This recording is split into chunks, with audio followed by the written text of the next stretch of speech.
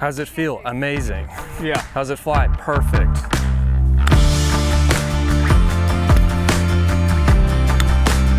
I mean, if you like tap-ins, I guess those are fine. I do a lot. Normally, we would have an intro where I would show you these for the first time, but you got too excited. You just took them right away. Hey, they're in my locker, so I don't know what you're talking about. That's my fault that we left them there. I wanted to tease you a little bit. You know how excited I get. Absolutely. And over the years of us working together, we've tried different bounces, different grinds, and you found your three that make the most sense. Mm-hmm. Thanks to you. Well, a lot of diagnosis over the phone, but contact, flight, and spin is so important, right? So we're gonna hit a couple shots together, and I'm gonna talk about the tech, but can you talk a little bit about how important it is to find grooves 2 through 5 on the face and how that gives you this flight, spin, and overall control that you need? Yeah, I mean, grooves 2 through 5, you're gonna hit dead middle of the face. So if you're gonna hit in the dead middle of the face, all of us spend hours in practice trying to get the perfect distance, know our distances in general, but a lot of that just comes from contact. And so a lot of the times when I'm doing my work, I'm always focusing specifically on contact, because if I hit a mediocre shot and it goes my distance, it's not really my intention. Well, let's hit some. Mm-hmm. We've got a couple good flags here. Yeah. Contact being the first thing we focus on. You found a bunch of good grinds. What loft are you going to use in this spot? So I'm kind of, guys are very different. There's some guys who might use all 3 wedges. Yep. I like to manipulate my 60 and 55 a lot. A 50 is usually kind of for a specialty shot that I kind of bank into the hill. So I've always been kind of taught, use my hands for feel, I guess I would say. So I love hitting kind of the trap runner with a 60 across the green. And there's also times I love hitting, a high soft cutty one. So the fact that I've got the high, the medium, the low, the mid spin, the high spin, and then I can hit something that I know exactly how it's going to land and come off the green. It's perfect. Perfect. All right, well, let's see a couple different flight windows. So I'll go low, medium, high. The first one I'll try to hit just over that little collar.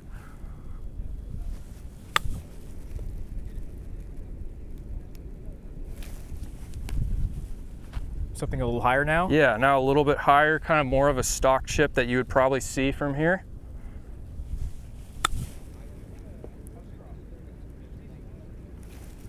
And then we'll go just a little bit higher, open up the face, but still a very similar shot.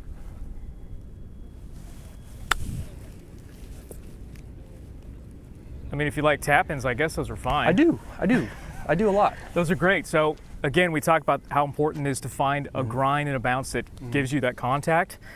And then the confidence kind of follows that, right? You can go low, mid, high. You have all the shots you need based on the bottom you get. And then spin. How important is spin? How does that affect your control? Yes, it's huge. I was always kind of the diggy gouger, put in the back of my stance with wedges, and I would, hit a 60 degree, 110 yards, but I could spin it back 50 feet if I wanted to. So now being able to know that, okay, I can hit that 50 degree if I want to, or 55 degree, 88 yards, and I know how it's going to land and just check and stop, as opposed to landing at 90 and ripping back 15 feet. So that's the beauty. I mean, I think we've had this setup for almost 4 or 5 years now. Some guys like changing grinds between different conditions, and I never change. I've entertained other ones, but once we put this tee in, it's a tool, man. It's like I'm able to put my hands up high and make sure if I've got a really tough lie that I can put that toe in there. I can lay this thing open if I want to and hit something super high and spinny. So the versatility with the 60 is amazing for me. The 55 I use a lot off of Bermuda, actually. Something that we've talked about a lot is, if you're on Bermuda, it's into the grain. You take that 60 and it's going to stick into the ground. Maybe if you're trying to hit something, like we're at an old Donald Ross course, let's say. Yeah. And so using the 55, opening that up to 60 degree, but I've got more bounce on that. Now I'm able to hit more basic chip and it just clips right off the ground. So that's something that we've talked about, where I think I asked you at one point, like, hey, if I turn my 55 into a 60, have you seen any differences in spin? And you said no. Not at all. And I think that's something that's made my chipping, especially off of very tough lies, way better, is going to that sand wedge. Let's see that shot. Let's do it. And I'll go to that second flag just a little farther out there.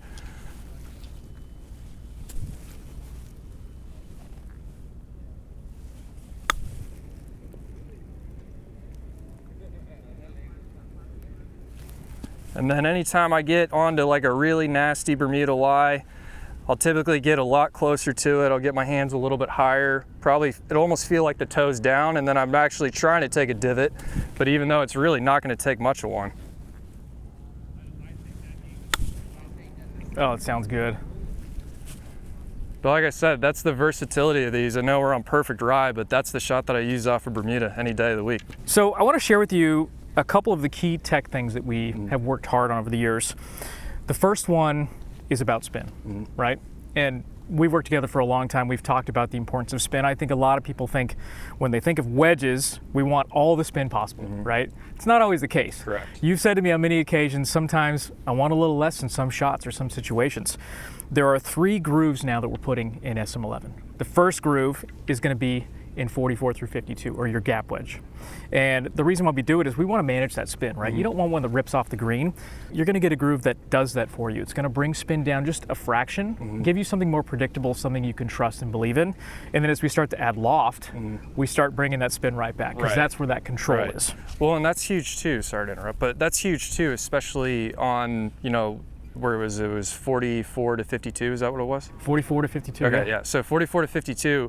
The other part about that I love about just making sure that we control the spin is a lot of times guys would have like 130 to a back pin and they're a little scared of maybe, oh, this might land back there, it'll rip back, so I got to get it back there. The beauty of it now is I know exactly if I've got 130 and this ball's going to land 130, I know how it's going to react. Because that's important, right? If you want to hit it 130, you want it to stop at 130. Correct. So you have a chance to make a putt. Correct. We also have a new texture on the face. It's directional. So again, we're just trying to get that Pro V1 to hold on that face for a fraction longer, right? It does its best work when it stays on the face. Some guys are calling it like Velcro almost, that sticky feeling. Cover rippers. Cover rippers. We want that ball to grab the face and hold on to it so we can impart that spin and control. So it's just doing its job a little bit more efficiently. And I think when you think about it over a 12-month playing season, you're like, oh my gosh, I actually had more control when I played golf. So those are huge. CG. We talk about flight, how important that is.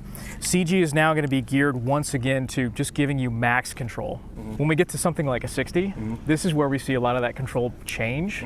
And we've talked about it before that sometimes we get one that it kind of flights a little higher than we want. Right. And when it does that, we see this reduction in spin, we see reduction in carry, and you're scratching your head like, I thought I made a better swing than that. Right. You're now going to see a lot less of that. CG is a really important thing we focus on, and you're going to see all of our CGs and all of our wedges be geared towards a specific spot, right? So on your 60, it's high. And that just makes sure that you lock in that flight window, you get that carry, spin, and control you need. And then the sand wedge is the same, gap wedge is the same. We're trying to maximize efficiency, so we found the perfect locations for those. Just gives you more control. You're the man, man. You want to hit a few bunker shots? Let's do it. Okay. So we got a little bit of extra sand. How would you approach this shot? Are you thinking this is a sand wedge? I mean, just looking at this flag, it is a little closer. Are we going for height? I know contact is going to be something that's really important, is how do we get the wedge to maneuver through the sand and get that ball to get up and do its thing? Exactly, yeah. So I actually would use, I really would use both. You know, when you get in a lot of sand, at least this is just how Sevy did it. And he always said that when he was on really firm sand, he'd get really narrow so that he can descend into it as much as he could. And then when it was really soft sand, he would get wide and then get more around. Okay. So even with having a T-grind, which is a pretty sharp wedge, yes, and having a lot of sand, the beauty of it is that I feel like I'm not really manipulating any of my swing based off of sand conditions. So for me, I would just get wider. I kind of have this base sitting here.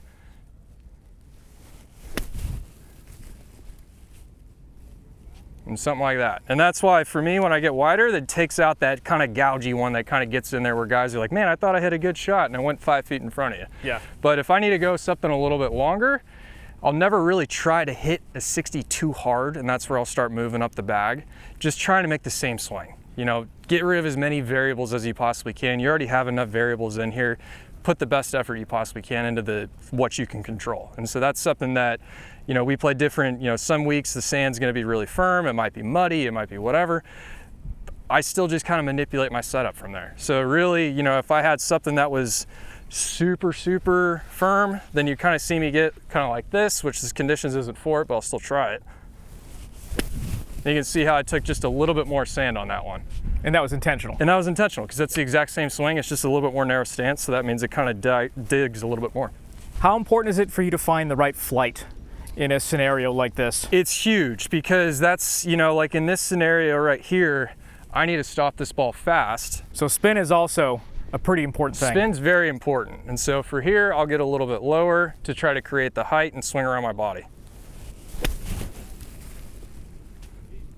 That's perfect.